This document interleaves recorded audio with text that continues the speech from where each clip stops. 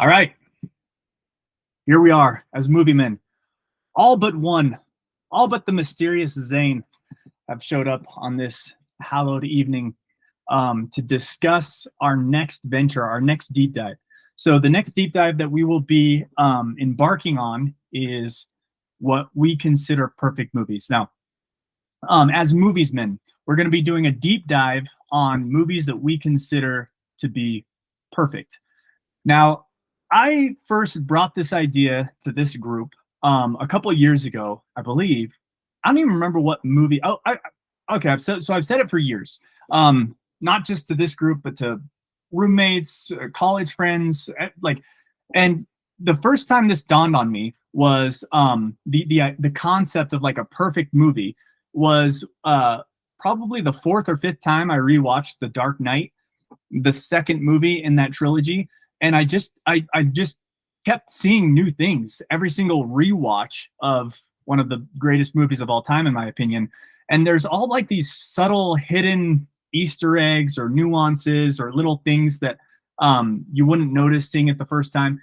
And it dawned on me one time, I think it was when I was roommates with Brownie and we were at Belmont living in an apartment together. And it just dawned on me, I'm like, I think this is just a perfect movie. I can't find any fault with this movie. Now, sure, you can look at one of the henchmen who goes flying back, and if you look really close, Batman's fist didn't really connect with his face or whatever. If you want to be nitpicky and you want to like see, flaws of a movie due to production or to design or whatever the case might be, sure, we can nitpick. You go to IMDb and look at the goofs section or whatever, and you can find mistakes in any movie.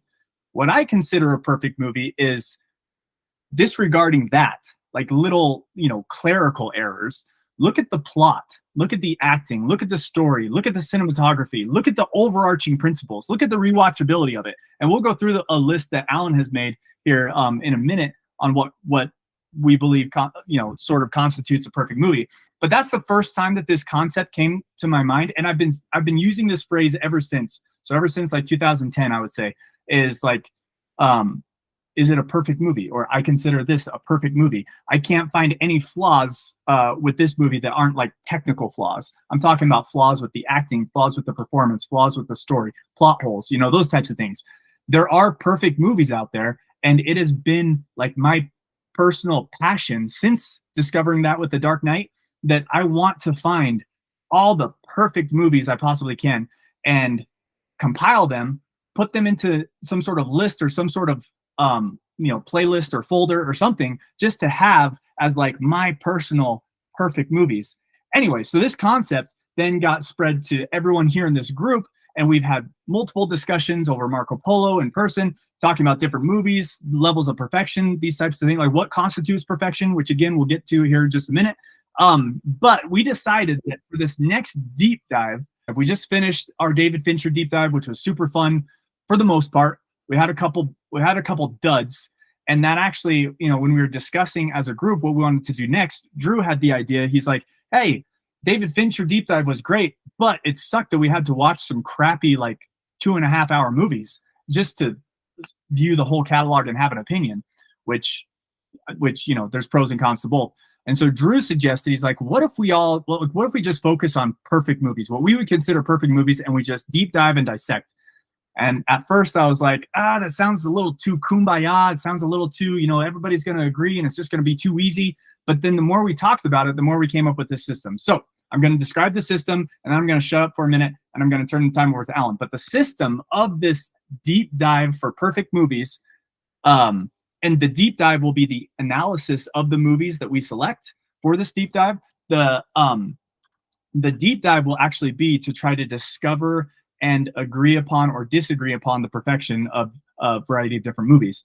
So what we're going to do is every week we will, we're just going to go top to bottom, oldest to youngest. We're all going to pick 2 movies that we want to nominate as perfect movies using the criteria that Alan will describe here momentarily. We're going to pick 2 movies that we personally think, each one of us, 2 movies each, that we personally think there's a case to be made for its perfection.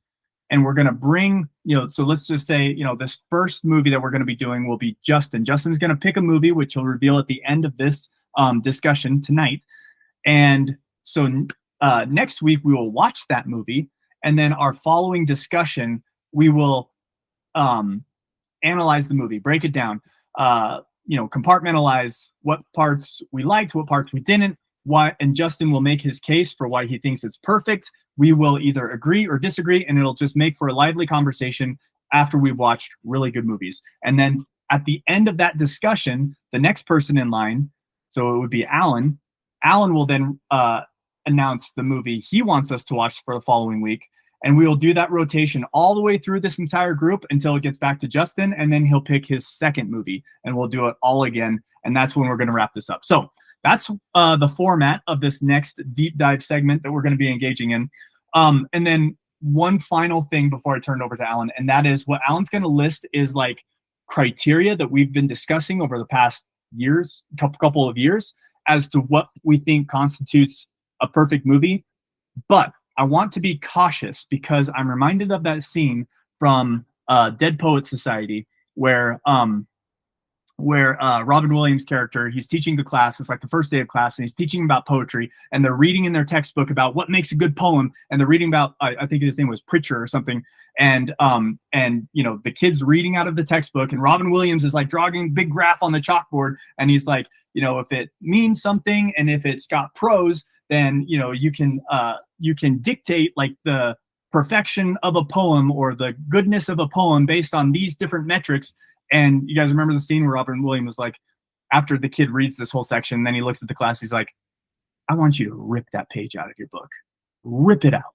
And they all kind of look at each other, he's like, rip it out. And so they all rip it out. And he's like, poetry is not a science. We're not like trying to figure out how to get to the moon here. It's passion, it's art, it's beauty, and there's like all these different components. So I just want to throw this out as a quick disclaimer that even though we're going to try to tease out different variables that constitute a perfect movie, keep in mind that this list that Alan's about to go over, in my mind, I only want it to be like 60 to 70% of our judgment. The remaining 30 to 40%, I really want us to just feel if something is perfect. I want us to leave some flexibility and some fluidity for discussion and for some, maybe it doesn't hit all of the benchmarks on this list that Alan's about to say. Maybe it only hits 90%, but like the movie's so good that you have to pin the perfection on it. So again, this is a guideline. It is by no means like a definitive, like every box has to be checked. All right, that's all I'm going to say as an intro. Alan, take it over. Give us the list.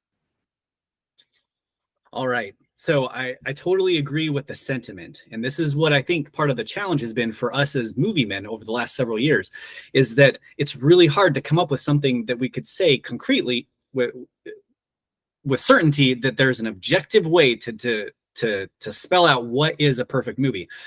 And so I'll go through these items here, and you'll see that they're almost all of them are very subjective. And I'll break out a little bit of the criteria afterwards. I put it in the group chat so you can just kind of have it as a reference. But I've got about 5 criteria, 1, 2, 3, 4, 5 criteria that we're going to lump categories into. Okay, and so first of all, to kick it off, you got to ask yourself the fundamental question: was I entertained with this movie? And by what I mean, so this gets broken down also into kind of subcategories of like types of movies, like a comedy movie versus an action movie versus a drama or a horror, that the entertainment value is going to be different. And so you have to take that into context as far as what entertainment is supposed to be. Is it eliciting the types of emotions that the movie is trying to actually elicit? Was I moved? Did it touch me here, or down here, right? I think we're going to keep that one forever. Really good. But that's effectively what I'm talking about. Was I moved by the movie? A couple of things that I wrote down, like, were my heartstrings pulled? Did it inspire my own destiny? Did it give me, like the goosebumps, make the hair on your arms stand up? Was your adrenaline boosted? Was there a training montage? I love training montages. Those kinds of things is what I'm talking about being moved by a film. Was there connection to the characters? I think is really essential, and a really essential element to a perfect movie. I think I got this in the wrong category. That's okay. Was I impressed is the next one. Was I impressed by what the film A was trying to accomplish. And this one gets a little bit nuanced, and we've talked about this before, in the sense that, take, for example, not a period piece. Take, for example, a piece created decades ago, and then considering the technology that they had at the time, Star Wars. Star Wars is a good example of this. Star Wars did things that it should not have been able to do, given the technology of Hollywood at the time, but it kind of transcended that. It set the stage for something that hadn't been done before, and then had continued to be done from then on. So was it ahead of its time, right? And so although some movies don't necessarily age well, it would be unfair to compare a movie that was made in the 60s with technology of today. So you kind of have to put yourself into that, at least, mindset, the setting, the historical setting of when the movie was created, to appreciate it in this context of being impressed. You have to allow yourself to be impressed. Let me double check my other notes on impression. Things that I wrote down that we've talked about is, so like the stunts, the visual effects, the cinematography, the moments of the actors themselves, and being able to portray what the director is trying to bring out. So the skill set of the actors within it. Trivia, I think, is part of this, where a good example that I always liked was in the Harry Potter movies, when Helena Bonham Carter played Bellatrix Lestrange, and in the story was that Hermione took Polyjuice Potion to turn into Bellatrix Lestrange. So what you really had was Helena Bonham Carter pretending to be Hermione, that's portrayed by Emma Watson, who's pretending to be Bellatrix Lestrange while also being Bellatrix Lestrange. Like, that level of just the levels of characters in that one single scene is pretty impressive from an actor's skill set. Okay. So that kind of like trivia and the history that goes into making the movie. The Lord of the Rings, we could talk about the awesome real life moments of Lord of the Rings all day long. And that's one of the things that makes Lord of the Rings awesome, is that, like, Viggo Mortensen was Aragorn. Like, he did real life Aragorn things, and that's what everybody knew about him. And so they talked about it. It was really cool. Okay. Next one. Was a good story told? And this kind of gets down into the technical elements of the movie. Was the writing well enough that a good story was told, that it was consistent, and that the director was able to convey it in a logical time frame? That kind of sums it up. The technical components of the movie that help holistically tell a good story. And then the last one that I have is what we've affectionately called the remote drop factor. If I was like at a hotel and this movie came on and I'm thumbing through the channels and you're like, you know what, this is it, I'm going to watch this. And you drop the remote. And so it falls under the realm of like guilty pleasures. Does this movie kind of stand its test of time? Is it transcendent of time? Does it get better with every watch? Just like Bo was just saying about The Dark Knight. The more you watch it, the more you get out of it, and the more impressed you become. So it has this rewatchable factor. Is it quotable? That's one of the games that we all played growing up, is just playing movie quotes with each other. And I think that on a very personal level within this group makes adds to the elements of what a perfect movie should be, is our ability to bring it into real life with us. Okay, those are my list of categories.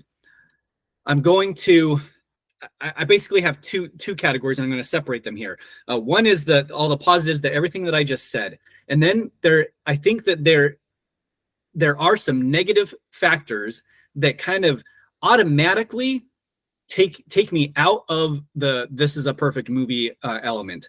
And so it's debatable, and we have had a lot of these debates, so I'm trying to be a little bit holistic. So after this, I'll stop talking so you guys can kind of put in some of your your own feedback.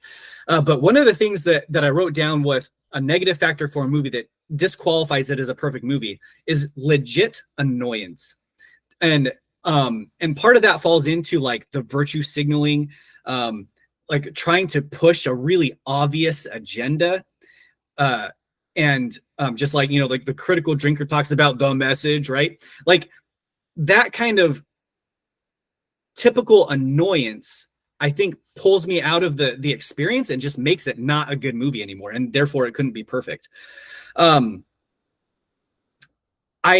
wrote down in my notes cringy moments. And what I think I'm really trying to get at with this is that when a movie is tasteless for the sake of just being tasteless or for shock value, it takes me out of the moment, and I think it disqualifies it.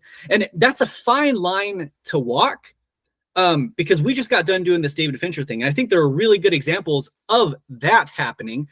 For example, with like Gone Girl, the sex scene in Gone Girl is really cringy, and it not cringy.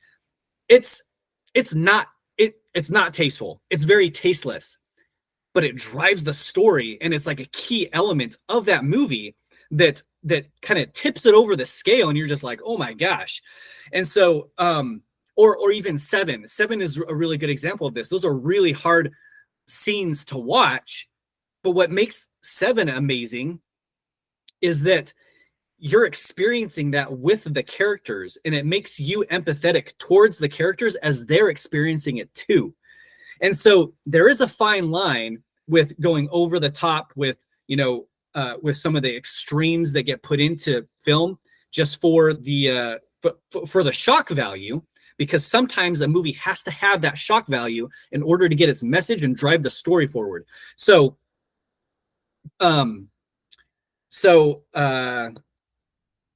I think that's a fine line to walk, and I'll say that. And part of it comes from different people's tastes, and we've talked about that. There are movies that you guys like that I don't, and part of it I think falls into this category, which is debatable and subjective. And then the last thing that I have is like really, really bad inconsistencies. We've often talked about how we'll give a movie a pass to some extent. There's a level. How does Bo say it? Bo said it before, where my level of believability is, yeah. You guys will fix me later. My suspension of disbelief. Thank you.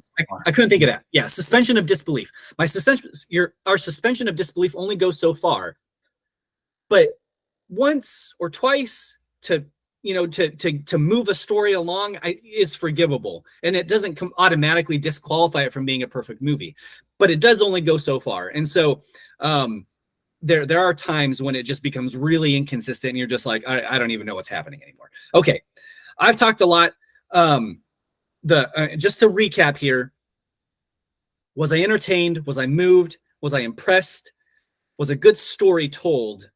And does it have the remote drop factor? Those are kind of my 5 subjective categories that I would say make a perfect movie. And then the negatives, which I just went over. All right. There's some criteria. I think that's what we're going for. And again, my notes aren't just my notes. It's based off of the conversations that we've had over the last several years, and we've tried to flesh out a few of them. But here we are doing it officially on the YouTubes. Chase, take it away. Yeah, so I really like, and again, I don't disagree with anything that you said, Alan. One thing that I've been kind of trying to think about a lot recently is one thing that I really like about movies is the ability to bond with other people who have seen that movie over specific scenes or plot points, whatever it is, where we can go, man, do you remember when that happened? And we both get excited, or we all get excited, and there's that mutual bond among people who are movies men, or people who just like movies in general, where you're able to connect over something that happened in the movie. Bo has talked a lot about superhero moments, and I think one of the things that makes superhero moments in superhero movies so great is that everybody recognizes that was a superhero moment, right? When Wonder Woman picks up her shield in the no man's land, and she starts making her trudge to France, there's not a single person who's like, oh, that was lame, that was stupid. Like everybody who likes movies was like, that was an epic moment. In Marvel, when they do it right, and you get those when Thor comes into Wakanda with his new hammer axe, like everybody loved that.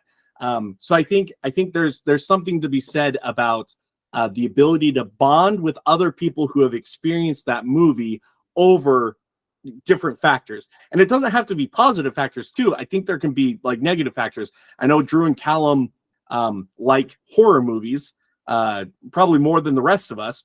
And I'm sure there are moments in horror movies where they're like, man, do you remember when that happened and it was just terrible? And you both kind of, relive some of those moments.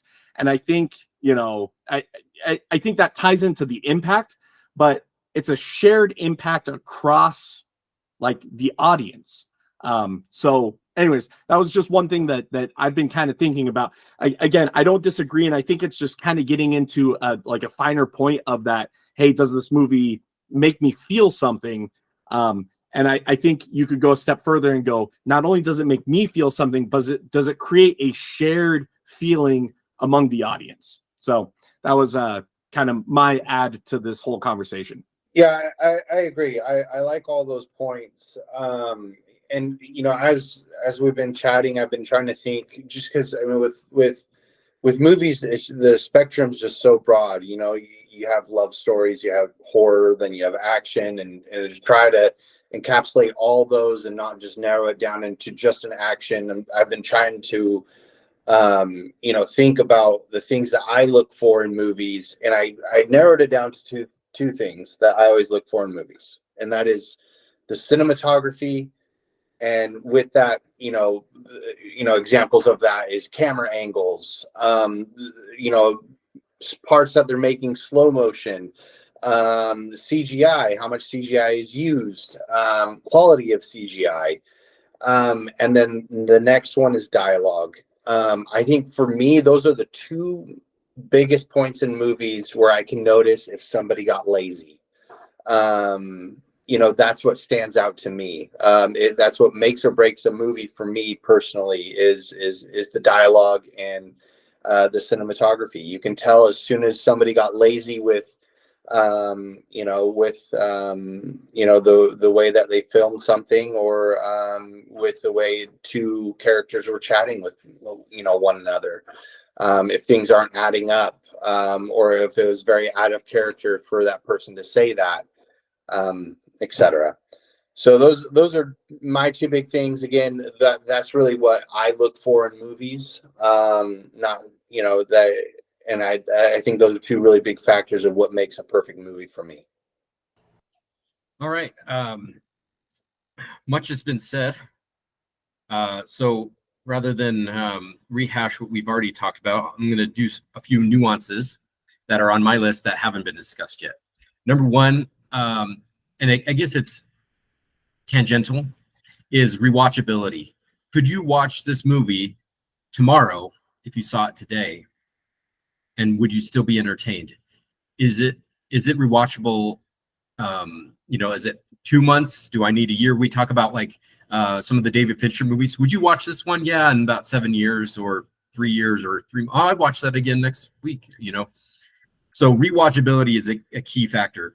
Do I get excited for watching a movie? I just had this experience with my kids. We watched The Mask of Zorro, and I had so much fun anticipating every scene in that movie. I'm like, oh, and then this part, and I'm laughing, and they're like, what are you doing? I'm like, I'm trying not to spoil things, but you get so excited in certain movies throughout. So rewatchability is key to me. Number two, which has been addressed, and I guess it's in the feels part, is the score. There's a lot of great movies, 4 out of 5 stars, but if you can't remember the theme song or certain movie, like everybody remembers that kind of the guitar when Wonder Woman comes out, and then it's like it's those things with the movie that makes it just pop even more. And so if you have a great movie, great plot, but you have a low budget for your music, it's most likely going to fall flatter than you want it to, and it may be off the list, even though everything else. So score is a big thing.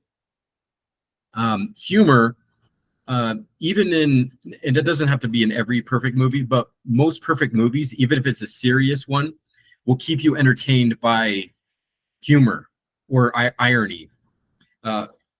And the other one that is a little bit more nuanced per your significant other, I call it the girlfriend factor, is it girlfriend worthy? Would you sit down with your girlfriend? Now this one isn't, because there's just some guy movies, but it's another factor where I'm like, if this is so good, it transcends even male and female.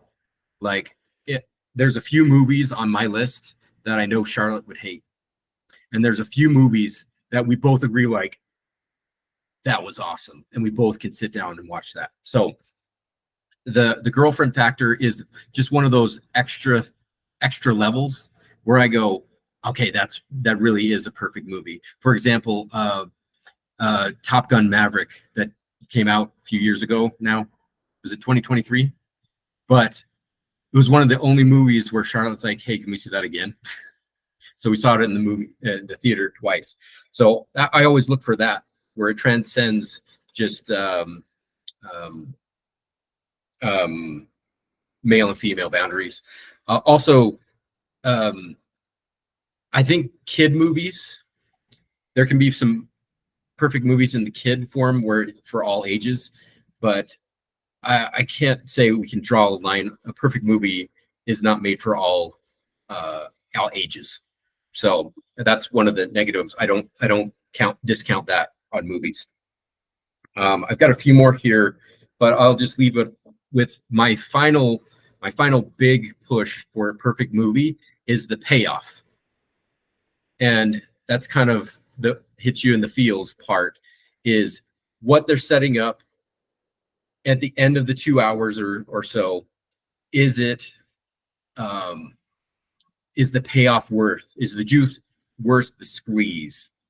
And there's several movies that just stick out to me, where, man, the ending just solidifies the whole movie. You may be on the fence about the first 2/3 of the movie, but if the third act really brings home, that's what makes a perfect movie to me. I'm agreeing with everything that everyone is saying. I don't want to. The things that I would have to contribute are maybe just things to keep in mind. Like, I wouldn't want to bloat the our concise list. You know, I think it's important to maybe keep it concise, especially the way that Alan categorized these topics. There's going to be healthy debate within each category, you know. So, yeah, I think it would be beneficial to keep it concise. However, something that I personally keep in mind is I like to see if there was much of any risk taken with a scene, maybe with the movie in general, maybe with the plot, and did that risk pay off? I feel as though, I mean, we've mentioned some Marvel movies as examples. Notice that these are older Marvel, or not the newest Marvel movies. And it's because it seems as though that the new Marvel movies have just taken the old movies and put it through an SJW AI generator, and then all of a sudden popped out an AI movie, you know, and you don't. It was almost as though we know that these certain things check the boxes for making money, so we're not going to take any risk with this movie. We're just going to give the people what we think they want, and then it falls flat in its face. So I think a lot should be said for movies that take risks, and then that's all. That's all that I'd like to add to what you guys have already said.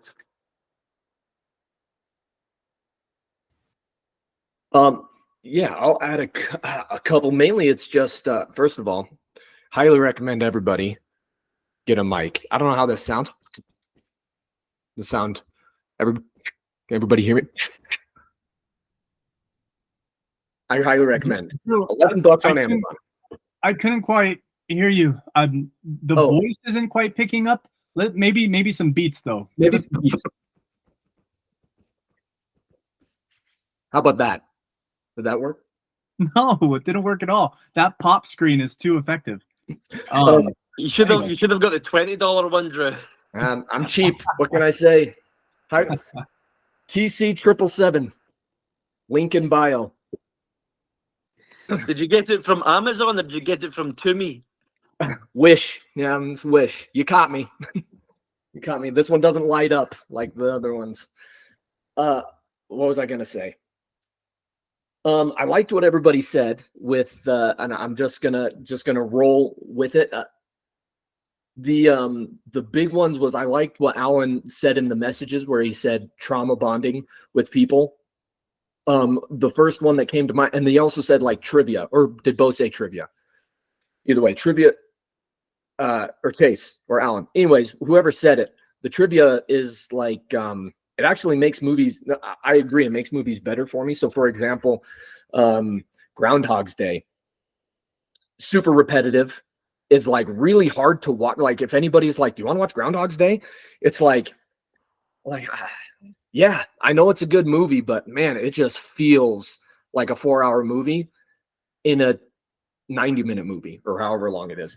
And so one, trauma bonding with somebody, because you're going through, not only are you going through that together as an audience, but you're going through it with the main character. Let me see what I wrote up. I said sometimes perfect movies aren't perfect the first time you watch them, and because like I'll go into a movie, and if it's a perfect movie, I have to sit and stew. And my personality is I like, and I don't like it, but I see more flaws than I do. Like I'll give credit where credit's due, but if there's a flaw, I'm gonna call it out, or I'm gonna be like, it just didn't work for me. Oh, I wish they would have gone a different direction. Not saying that's not a perfect movie. Sometimes those ideas just need to be fleshed out, or why did this actor portray it this way? And sometimes I just need, an angel on my shoulder to say, well, because of this. And I go, oh, now it makes sense. And then I rewatch it, and then it's a perfect movie. And so I don't want to limit the list of perfect movies based on people's first viewing of that movie. I feel like it's, and we've kind of talked about the rewatchability. So a good example is like Once Upon a Time in Hollywood. First time I watched it, I'm like, oh, Quentin Tarantino. I know this is going to be a chore to watch, but it's going to pay out at the end. And then after I watched the first time, I was so, no spoilers, but I was so like blown away with kind of the way that he went that I had forgotten about the rest of the movie. And so I was like, man, did I really like it, or did I just like the last 45 minutes? Like, what is it? And then rewatching it and analyzing it, and not relying on, or not feeling the suspense and feeling the surprise around every corner. I was able to kind of hone in and actually watch it with a more inquisitive eye rather, and be able to be like, oh yeah, like, I love that movie. Whether it's a perfect movie or not, up for debate, but you get the point that I'm trying to get across. Let's see if I had one more.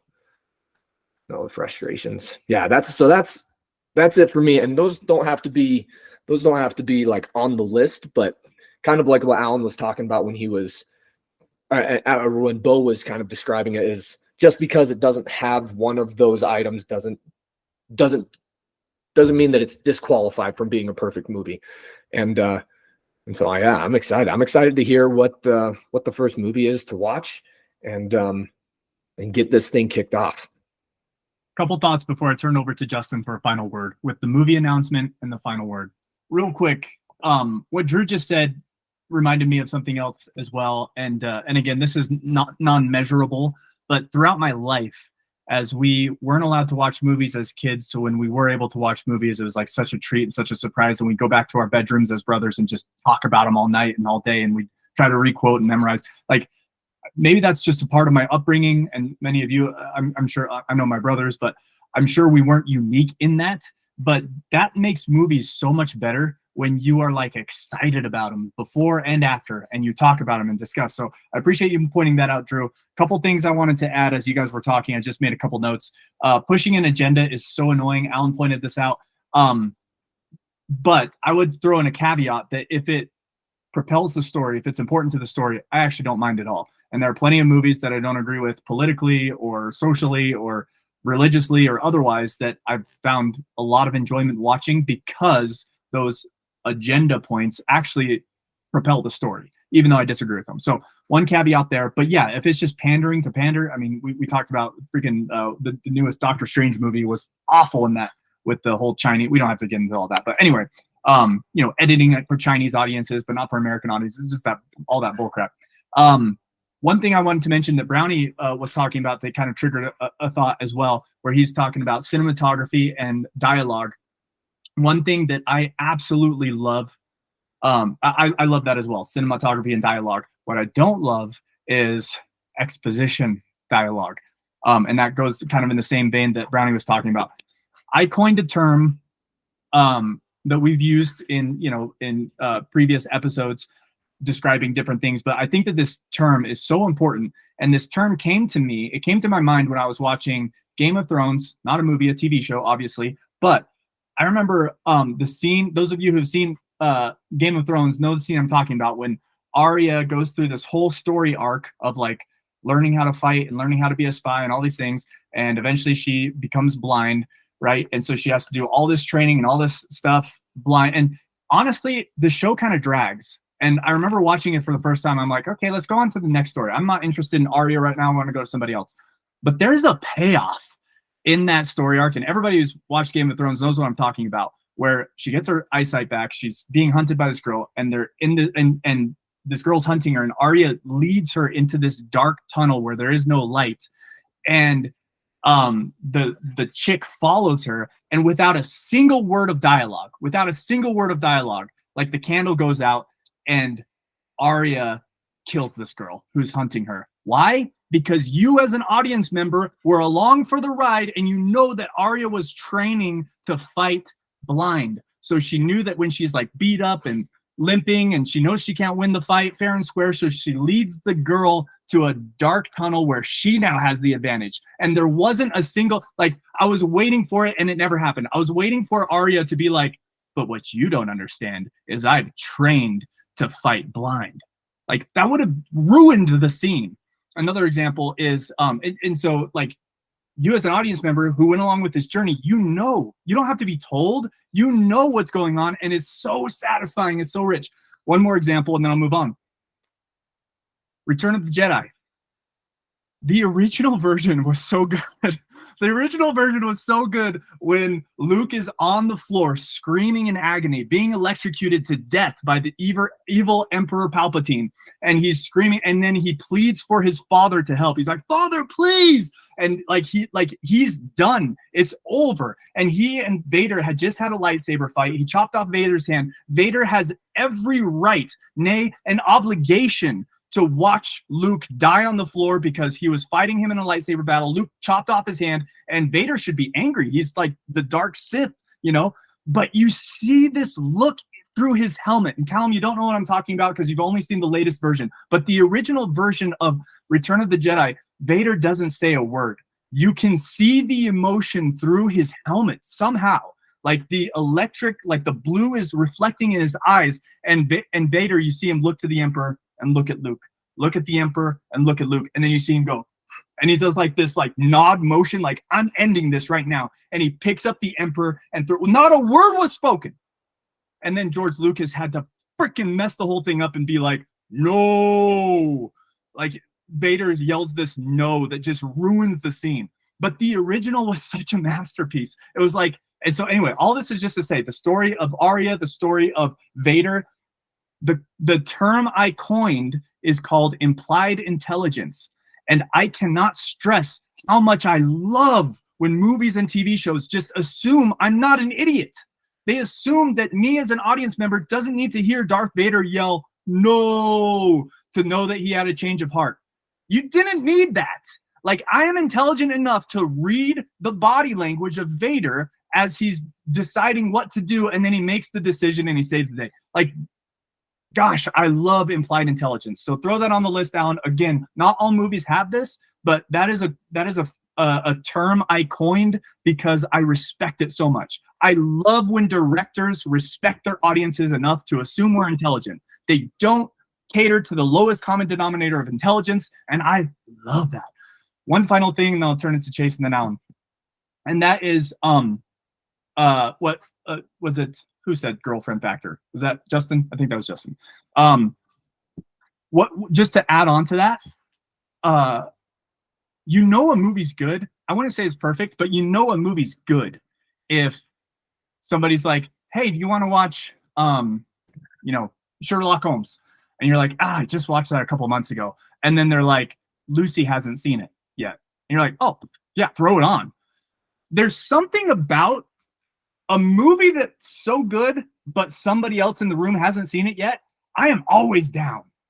Because it's almost like you're experiencing it for the first time vicariously through this person who's never seen the movie before. Whereas a moment before, I was like, you watched it a couple months ago. I don't. But then they're like, "Hey, Jimmy hasn't seen it yet." Oh, dude, throw it on. It's such a good movie. And the whole time, because Jimmy hasn't seen it, and you're like in your peripheral seeing his reactions, like it's so much fun. So I would just add that as well as kind of like the girlfriend factor. And then just the final thing I'll say tonight is the stakes are high. Movies that get nominated to perfection will be going on our Plex playlist called the Movie Men Choice Awards. This is how we determine it. Through debate, through discussion, through argument, through analysis, through standing it up against these metrics that Alan has laid out and seeing how well it measures up. So there you go. Those are the final points I wanted to add to this discussion. As you guys have been talking, the wheels have been turning. There's some really good ideas out here. So all right, we'll go Chase, then Alan, and then Justin. Give us the big reveal. What movie are we watching this upcoming week that you think is a perfect movie? I'm excited to hear it. Okay, so real quick, Bo, on the implied intelligence, what I would offer, and Alan, you can take this or not, but what I would offer is that implied intelligence isn't a requirement, but if there's no implied intelligence, if there's an implied stupidity where you have to walk me through, maybe that becomes a disqualifying factor rather than right. And so it captures all of the movies that have implied intelligence. And then it gives grace for the movies that may or may not. But it kind of disqualifies movies where they're like, we're going to spoon feed you every piece of right, whatever. So anyways, that's just as you were talking and you were trying to qualify it, I was like, maybe we just take the opposite of it, where if they don't use implied intelligence, if they use implied stupidity where you have to tell me everything, maybe that becomes a disqualifying factor rather than a qualifying factor. So just my 2 cents. All right. And just to recap, I was taking notes. Yes, implied intelligence. I did write down exposition with a frowny face next to it for that one specifically. I made an additional note for the dialogue, which I did include in one of the categories. I just forgot where because my notes are kind of all over the place. So I just wrote it down again to make sure that I got it. I got the Jimmy hasn't seen it category. I think that's a good, what I'm kind of calling is like make or break moments. And I think these kind of fall under that. Was it Callum or Brownie that said, dialogue really makes or breaks the movie? I think it was Brownie that said that.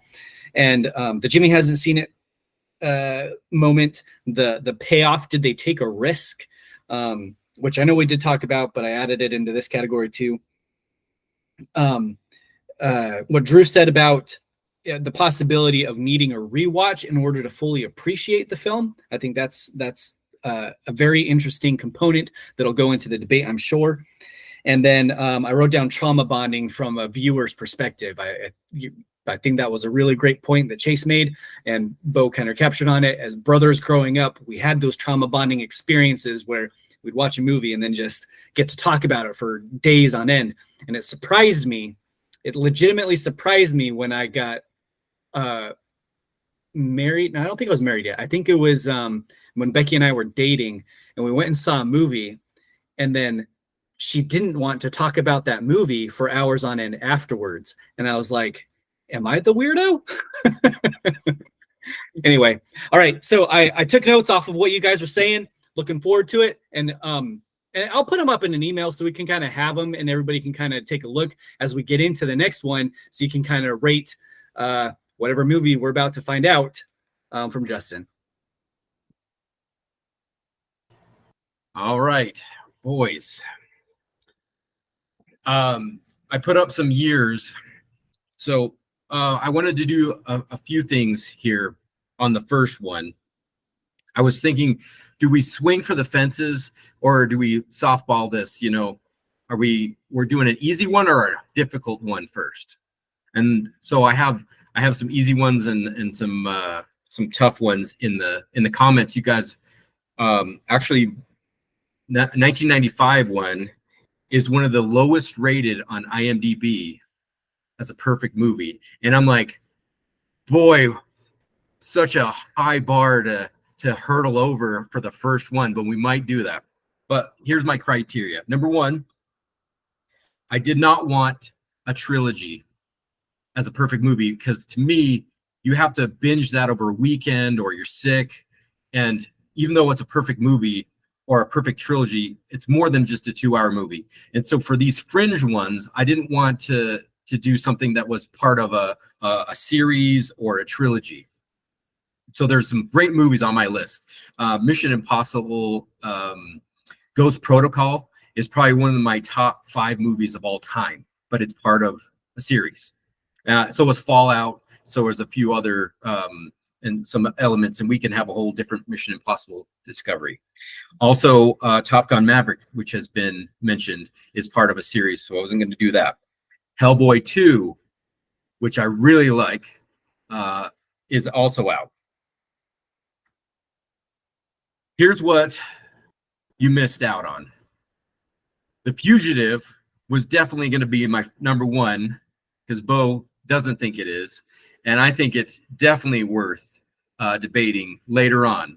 So we're not going to do that.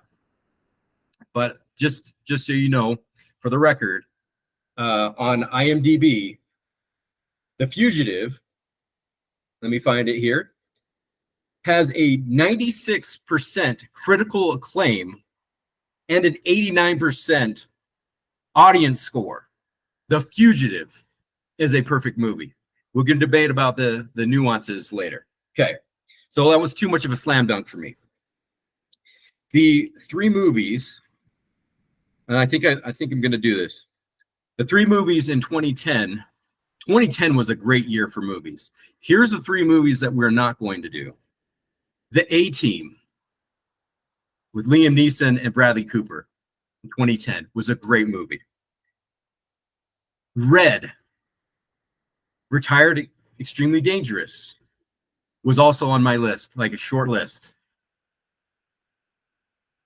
I hope these aren't on your list. And this one pains me because this one, for all week, was going to be the one.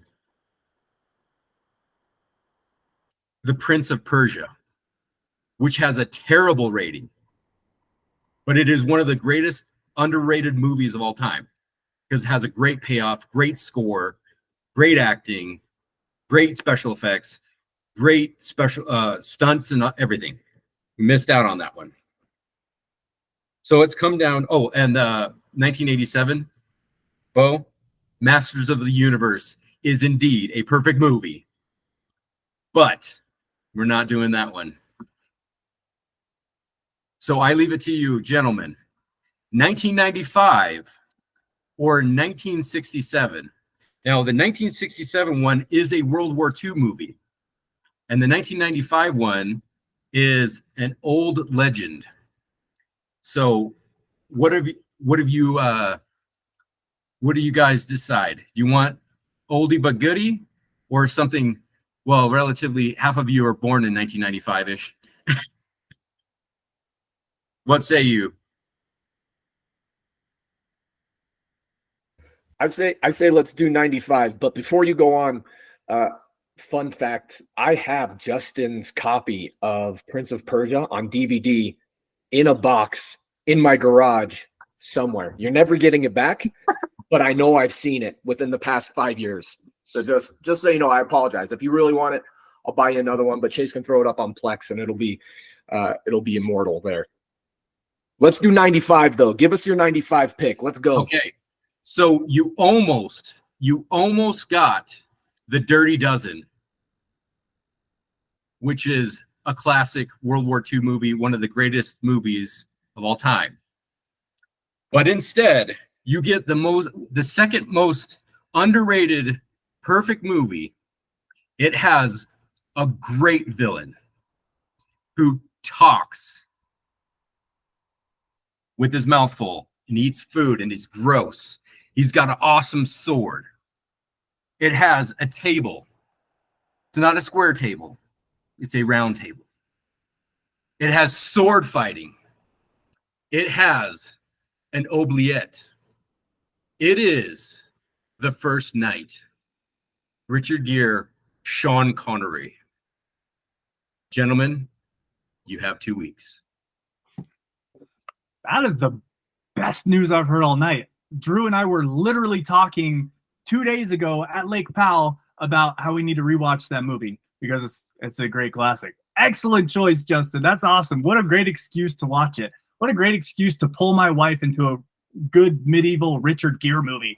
Cool. So let's do it. Let's plan on watching First Night next week. And when we reconvene, we will discuss it. And again, just like Justin said a while back, I feel like we need to do this with a critical eye. Even if we love the movie, it needs to, we need to take this serious. This is high stakes. It's the Movie Men's Choice Awards category that's going to go on Plex if we all agree, or if the majority of us agree.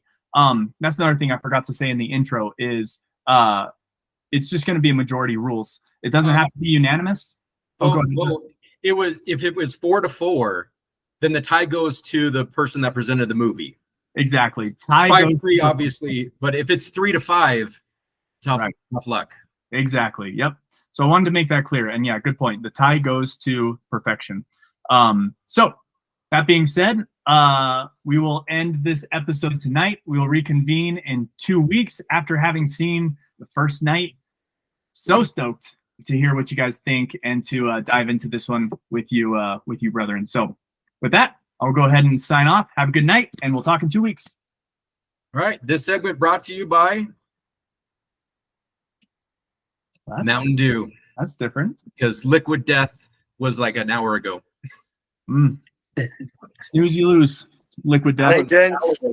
Alan's salivating over there. He's like, yum, yum. Don't you miss dude, Code Red, Al? Come on. The old college days. Mountain Dew Code Red. Come on, Al. Hey, how about this? If Alan's movie doesn't pass and get on to the Movie Men's Choice Award, he has to drink a Mountain Dew on camera. He's gonna choose a layup. Over my dead body? Well, then pick a good one, Al. My dead hydrated body?